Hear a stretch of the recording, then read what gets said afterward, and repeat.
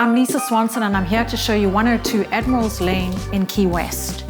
This property is located in Truman Annex, an award-winning gated community with 24-hour security. We're within walking distance to Duval Street, where there's fine galleries, wonderful restaurants, shopping, and we are also within walking distance to the Fort Zachary Taylor State Park, where there's a wonderful beach and swimming area. What I love about this property is the Florida colonial vibe that it has. Every little detail in here has some kind of intricacy. Check out this chandelier. It's got shells all over it.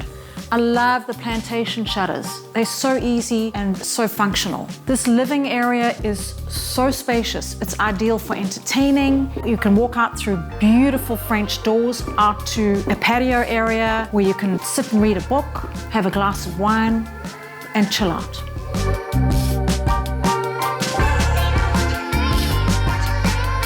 This home features 3 levels. The first level is all living and dining area. Then we go up the stairs and it leads you through to a second bedroom with a separate bathroom, and down the hall there's the primary suite with its own beautiful bathroom with double vanities. The third level features 2 bedrooms with a shared bathroom.